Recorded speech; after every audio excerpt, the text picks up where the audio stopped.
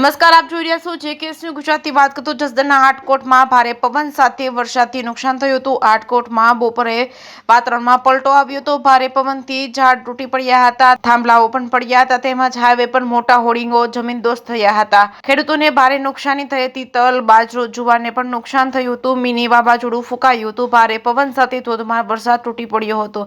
1 કલાકમાં 1.5 ઇંચ વરસાદ ખાબક્યો હતો। આટકોટના ગાયત્રીનગરના તળાવમાં નવા નીર આવ્યા હતા। વૃક્ષો પણ ધરાશય થયા હતા, તેમજ ખેતરો બહાર પાણી નીકળી ગયા હતા। લાઇટો ગુલ થઈ ગઈ હતી। 1 કલાક સુધી કુદરતી તાંડવ લોકોએ નિહાળ્યું હતું। લારી કેબિનોને ભારે પવનના કારણે નુકસાન પહોંચ્યું હતું। આટકોટ ગોંડલ રોડ ઉપર ખારચિયા પાસે વડલાનું ઝાડ પડતા એક સાઈડનો રોડ બંધ થયો હતો, તેમજ ખારચિયા ગામે મકાન પર પીપળનું વૃક્ષ પડ્યું હતું। કોઈ જાનહાનિ થઈ નથી।